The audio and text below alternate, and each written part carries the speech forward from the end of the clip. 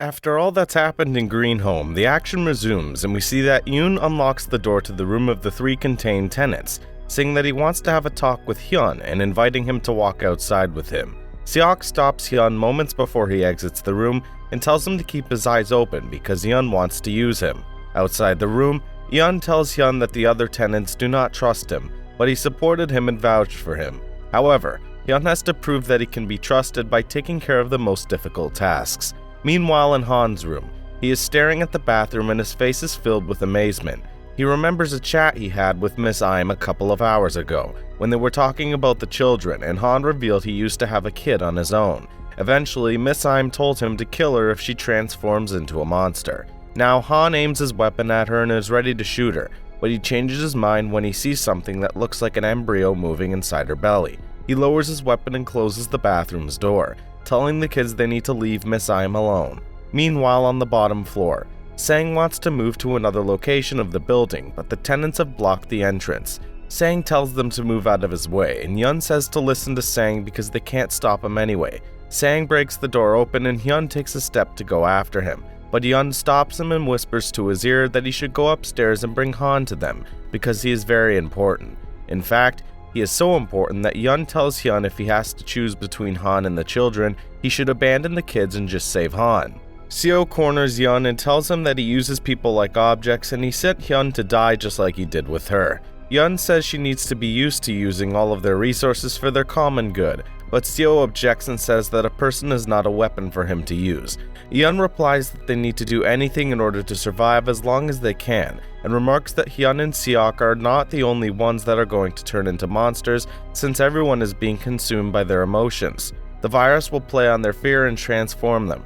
Furthermore, he says he read a blog the last time he had access to the internet, and the author was talking about this situation, stating that this is not a virus but a curse. Sang has joined forces with Hyun, and Hyun says he is sensing a monster near them. Darkness has started creeping in Hyun's eyes, and Sang punches him in the gut to bring him back to his senses, but right at that moment, he is dragged into a flaming room by a monster. Two new tenants, Yuri and her father, a dying old man, help them defeat the monster and take them into their room. Sang wakes up and he immediately leaves while Hyun is keeping his hand on the side of his head. Yuri wants to treat his wound, but Hyun doesn't want to remove his hand. The old man threatens him with his crossbow and they eventually see that Hyun's wounds heal up abnormally fast. The old man remarks that he would have never helped him if he knew he was a monster and kicks him out of the room. However, it seems like he's only joking and asks Hyun if he is going to save those kids on the upper floors. When Hyun replies yes, the old man asks him if he wants some help from a man who is not afraid of dying because he is going to die soon anyway.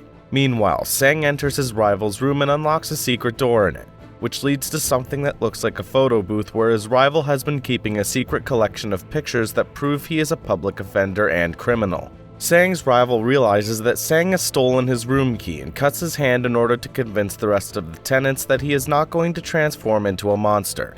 The tenants let him out and ask him why he wanted to stay isolated in the first place.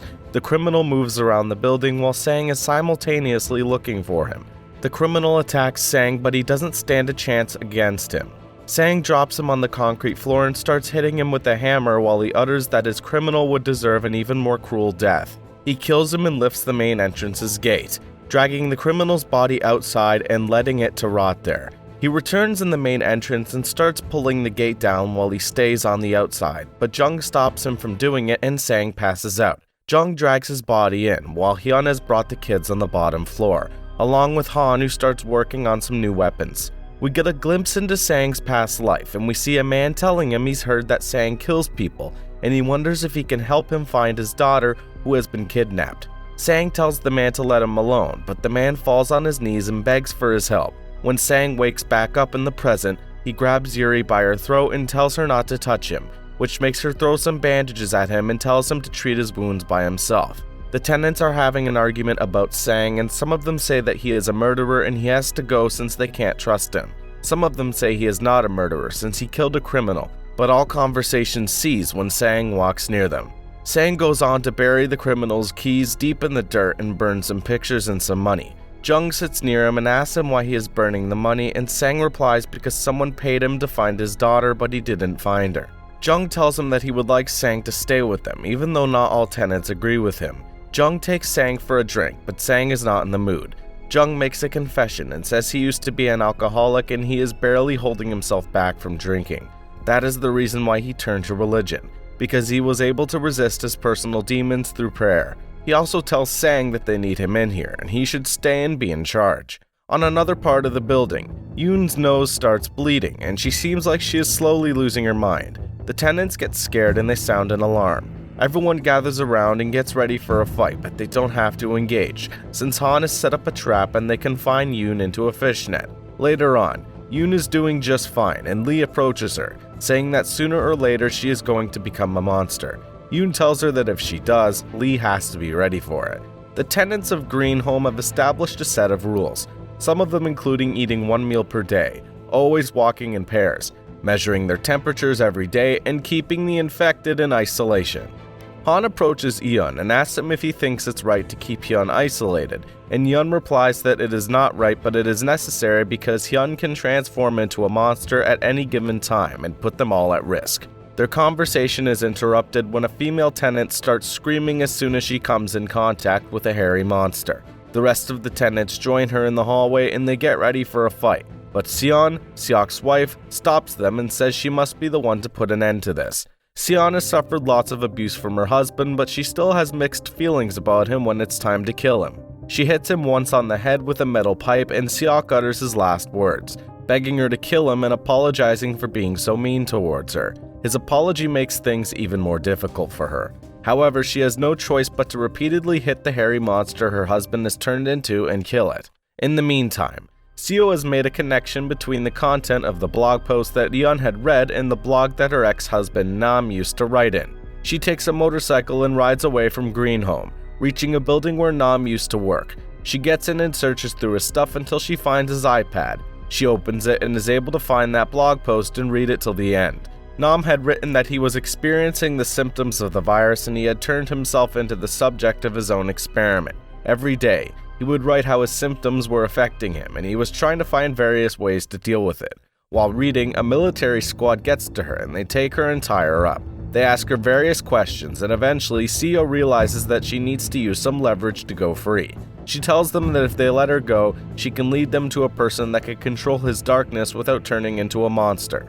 Back in Green Home, the power has gone off while Hyun is dreaming and fighting with his dark side once more. When he wakes up, Lee is sitting next to him and asks him about the scars on his arm. Hyun says he did that on himself because he was guilty of his family's death. Lee walks out and meets with Yoon and Hyun, who are heading inside to see Hyun. Lee tells them to let Hyun alone and blames them that they only care about themselves. Hyun walks inside to see Hyun and remarks that Hyun is taking more and more time to recover, which makes him assume that he is soon going to transform into a monster, furthermore suggesting that Hyun has to leave. Hell is about to break loose pretty soon, as Hyun walks into the building's parking lot. The camera is suddenly broken as he is attacked by a monster. The group of the tenants in command walks into the parking lot as well to check upon the camera and they are attacked by a couple of new monsters, while at the same time, Han and the rest of the tenants on the bottom floor are being attacked by the spider monster. Jung and Hyun try to distract the monsters at the parking lot while the rest save Hyun, and eventually, they all get into a minivan, driving around and trying to push the monsters back. The spider monster's trying to finish Han, but the tenants give him a hand and manage to use a wire to elevate it into the air, while the little girl joins them for help and burns the spider monster with a Molotov cocktail. The spider monster breaks free once more, but this time, Hyun is ready to fight it and electrocutes it till its last breath. The tenants look at Hyun with worried faces, since his eyes have gone completely dark and Hyun realizes that he is scaring them. He calms down and his eyes are restored back to normal. Nonetheless, the problems won't stop there, since Hyun realizes that there is a shortage of water and food and suggests they compile a team and go outside to look for supplies. Moments later, Hyun listens to Yoon playing an improvised song on her guitar and approaches her, saying that he would like to hear the whole song. While Yoon plays, Hyun proclaims the words "Sweet Home" and explains that her melody makes him feel like he is at home. Yoon says that's good and she will keep that as the title of her song. When she's done playing, Yoon goes to the bathroom, but she collapses on the floor. The tenants help her and Hyun realizes that she must be suffering of appendicitis. He says her life will be in danger if they don't deal with it, and now it becomes a necessity for the team to go outside and look for water, food, and medical supplies. Jung says he will go along, but Sang tells him that his broken arm is not going to help anyone. He will put himself in danger and slow the others down. The tenants compile a team, and Han has worked on the minivan, making it an armored vehicle. A short flashback takes us back to Hyun's life before his family's death, and we see that he was being severely bullied and his life was a mess. Back in the present day, Hyun drives the car and exits the parking lot along with the rest of the team, but suddenly they are hit by something and the vehicle is crashed. Of course, the sound effects indicate that a giant monster must be coming since its steps make the ground shake. Subscribe for more videos like this, turn on the notifications, and leave a like to help the channel out. Thanks for watching.